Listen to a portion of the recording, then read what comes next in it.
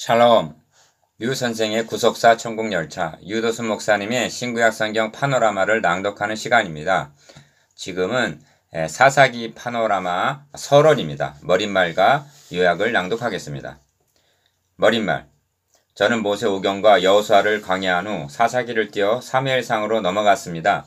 그렇게 한 이유는 구속사의 맥락에서 사사 시대가 점하는 의미가 무엇인가 이에 대한 확신이 서지 않았기 때문입니다. 저는 이 책 구속사의 관점에서 본 사사기 룻기를 1. 벌거벗었어도 부끄러운 줄 몰랐던 에덴 동산이 낙원이었듯이 권세 잡은 자 왕이 없어서 무슨 일이든지 괴롭게 함이 없던 사사기 18장 7절 사사시대가 고도의 통치 체제였다는 것과 2. 그러나 거짓된 인간은 눈에 보이는 왕이 없다고 이를 극대 혼란한 시대로 만들어버렸다는 것. 그래서 사사기 마지막 말씀은 그때의 왕이 없으므로 사람이 각각 그 소견에 옳은 대로 제멋대로 행하였더라. 사사기 21장 25절 하고 끝을 맺을 수밖에 없었고 3. 이는 사사기의 결론이 자력구원이 불가능성이라는 것과 그런데 사사들이 치리하던 때에 룻기 1장 1절에 있었던 룻기의 마지막 말씀은 이새는 다윗을 낳았더라. 룻기 4장 22절 하고 끝을 맺고 있는데 4. 이는 인류의 구원이 오직 다윗의 자손으로 오신 그리스도를 의지할 것밖에는 달리는 소망이 없다는 것을 계시해주고 있다는 이를 증가하기 위해서 썼습니다. 이 책을 통해서 예수 그리스도를 만날 수만 있다면 무엇을 더 바랄 것이 있겠습니까? 그리고 이것은 제가 주님께 부름을 받았을 때 주님과의 약속입니다. 사사기 파노라마.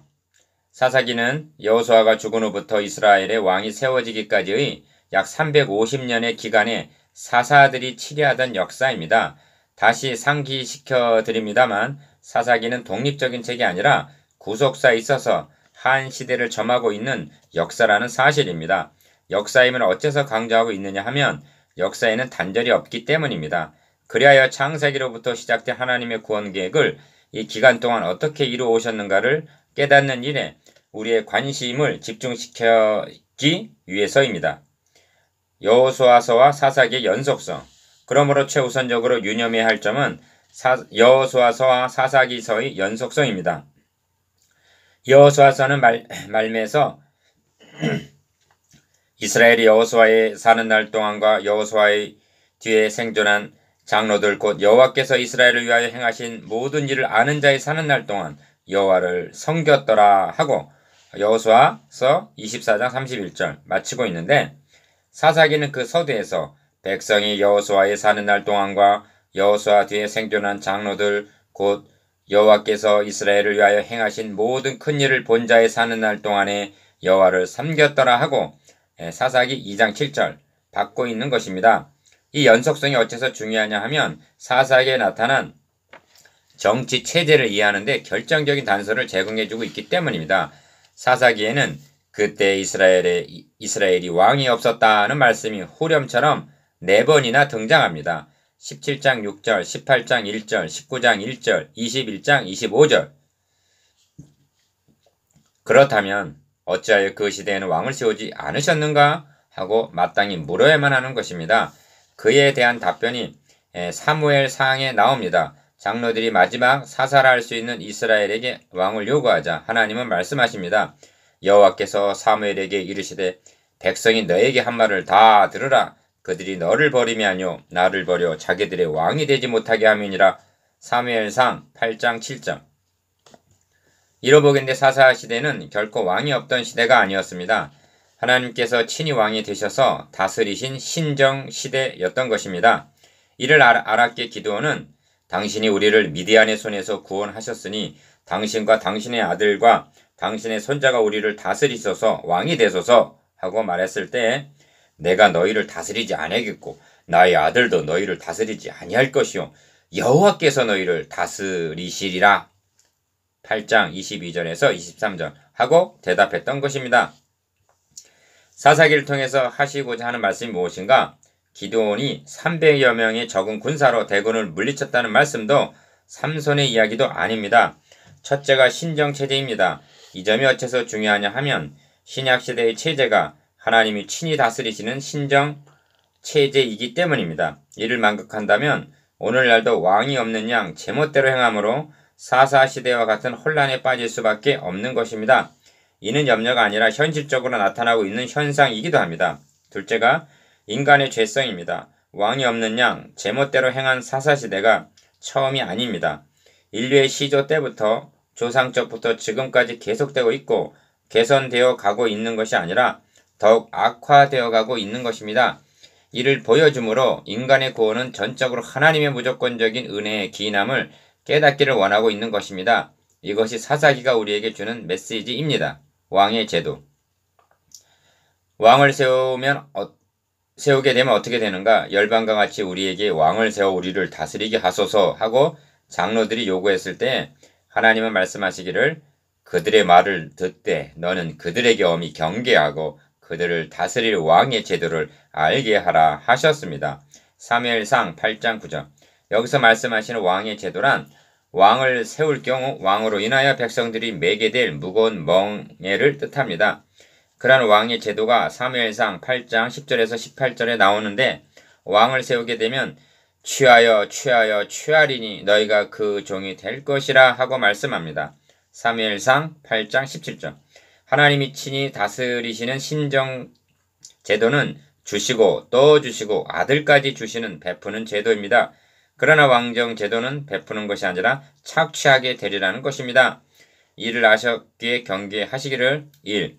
하나님 여호와의 택하신 자를 너의 위에 왕으로 세울 것이며 2. 왕된 자는 말을 많이 두지 말 것이요 3. 아내를 많이 두어서 그 마음이 미혹되게 말 것이며 4. 은금을 자기를 위하여 많이 쌓지 말 것이니라 하고 경계하신 후에 결정적으로 중요한 말씀은 5.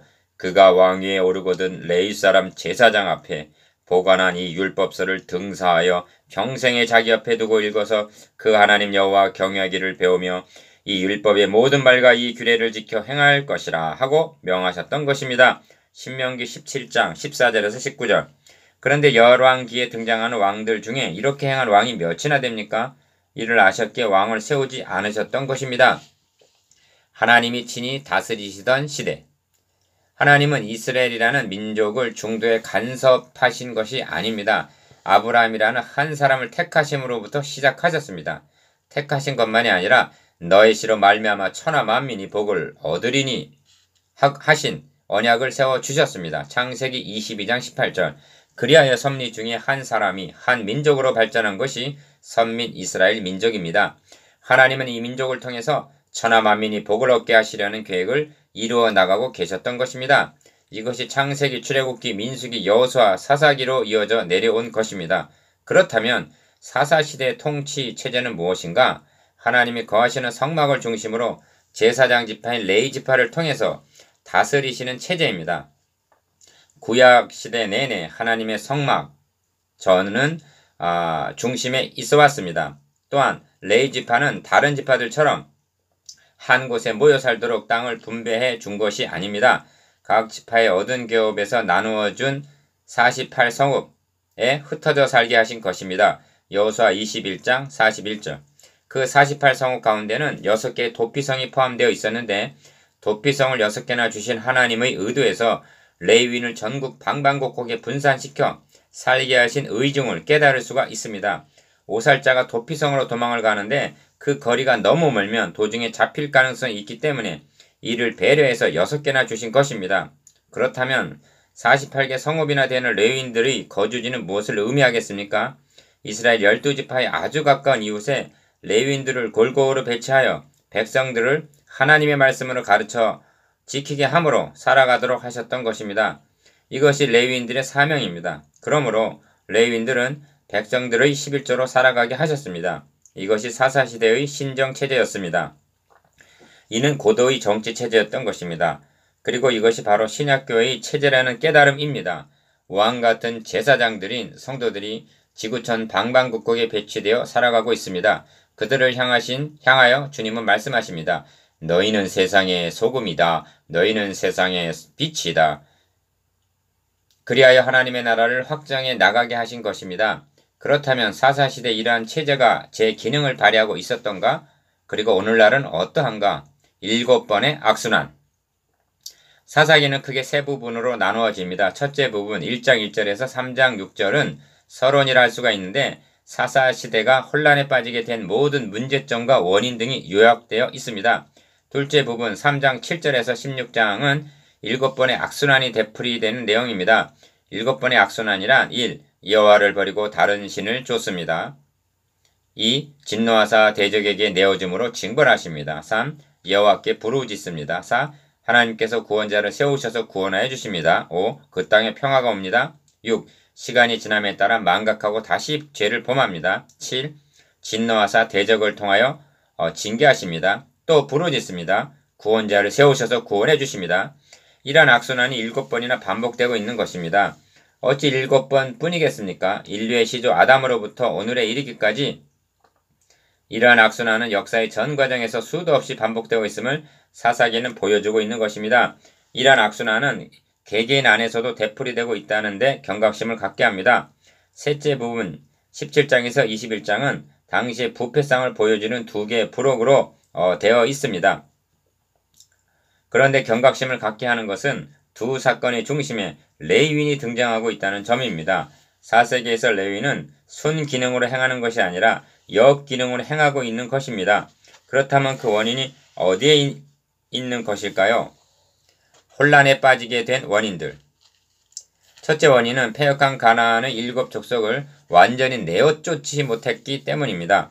하나님께서는 올무가 될 것을 아시고 그들을 진멸할 것이라 그들과 무슨 언약도 말 것이요 그들을 불쌍히 여기지도 말 것이며 또 그들과 혼인하지 말지니 하고 경계하셨으나 신명기 7장 2절에서 3절 1장에는 1. 쫓아내지 못했다는 말이 9번이나 반복되고 있습니다. 34절에 보면 아모리 사람이 단 자손을 산지로 쫓아들이고 골짜기에 내려오기를 용납지 아니했다고 도리어 쫓겨 들어간 것을 보게 됩니다. 쫓아내지 못한 결과가 어떻게 나타나고 있는가? 2. 이스라엘 자손은 마침내 가나안 사람 사이에 거하여 3장 5절 3. 그들의 딸들을 취하여 아내를 삼으며 자기 딸들을 그들의 아들에게 주며 4.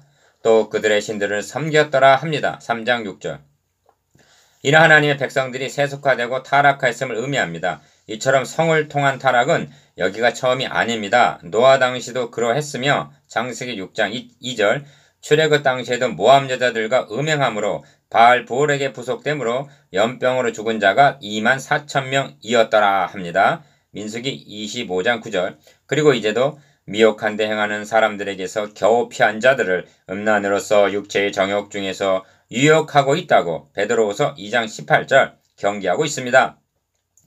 음란은 사탄의 최대의 무기인 것입니다. 두 번째 원인은 자녀들의 신앙교육을 등한히 했기 때문입니다.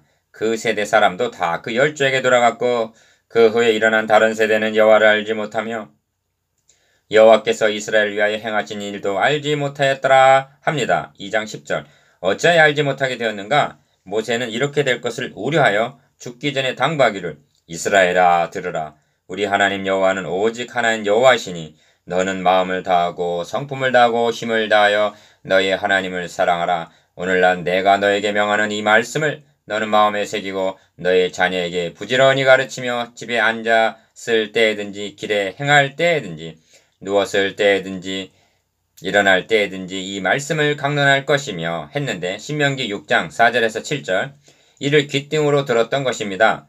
밭을 황폐화시키려면 어떻게 하면 되는가? 그냥 놓아두면 된다. 자녀들을 신앙으로 가꾸기를 게을리했기 때문에 황무지처럼 되고 만 것입니다. 세 번째 원인으로는 사사기에서는 성막도 제사장의 모습도 찾아볼 수가 없다는 점입니다. 사사시대 혼란기에 48개 성읍에 흩어져 살게 한 레위인들은 도대체 어디서 무엇을 하고 있었단 말인가? 17장 이하에는 당시 어두웠던 시대상을 말해주는 두 편의 부록이 있는데 다른 곳에서는 찾아볼 수 없었던 레위인들이 두 사건에 모두 주동자로 등장을 하고 있습니다. 한 레위인 소녀는 우상을 섬기는 제사장으로 17장 7절 다른 레위는 그의 첩으로 말미암아 동족 상잔을 일으켜 베냐민 지파가 전멸되게 만드는 원인 제공자로 등장합니다. 사사 말기 대제사장이었던 엘리와 제사장들인 그의 두 아들을 통해서 사사시대의 제사장 지파의 부패와 타락상을 엿볼 수가 있습니다. 엘리의 아들들은 불량자라 여호와를 알지 아니하더라 합니다. 사무엘상 2장 12절. 여기 중요한 요점이 있는데 사사시대가 타락하게 된 근본 원인은 이 백성이 내가 그 열조와 세운 언약을 어겼다는 데 있다는 점입니다. 2장 20절. 그렇다면 열조와 세운 언약이 무엇인가? 이를 신해산 언약으로 보고 윤리적으로 접근하려 합니다. 아닙니다. 아브라함, 이삭, 야곱에게 세워주신 메시아 언약입니다. 이 점이 너희 열조에게 맹세한 땅으로 이끌어왔으며 2장 1절 그 열조의 하나님 여호와를 버리고 2장 12절 내가 그 열조와 세운 언약을 어기고 2장 20절 하신 데서 분명히 드러납니다. 하나님의 미리 정하신 언약을 430년 후에 생긴 율법이 없이 하지 못하여 그 약속을 헛되게 하지 못하는 것입니다. 갈라디아서 3장 17절 그들은 메시아를 버리고 우상을 섬겼던 것입니다. 이는 사사시대만이 아니라 구약시대 내내 그랬으며 어느 시대를 막론하고 복음을 등한히 하게 되면 사사시대와 같은 암흑한 시대가 되고 만다는 것이 사사기가 말씀하고 있는 경고입니다. 그런데 교훈적으로 접근하다 보니 이 핵심적인 원인을 놓치고 마는 것입니다. 구원자를 세워주신 하나님.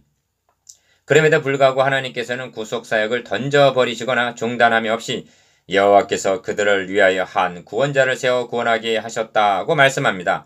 3장 9절 15절 여기에 사사시대뿐만이 아니라 인류의 소망이 있는 것입니다. 사사시대도 태평한 시기가 있었습니다. 그날의 모압 사람 이스라엘 수하에 항복함에 그 땅이 80년 동안 태평하였더라 합니다. 3장 30절 그런데 태평한 시기의 기사는 침묵한 채 신음하며 고통 중에 부르짖으며 하나님께서 구원자를 세워 구원하여 주셨다는 데 초점을 맞추고 있는 것입니다.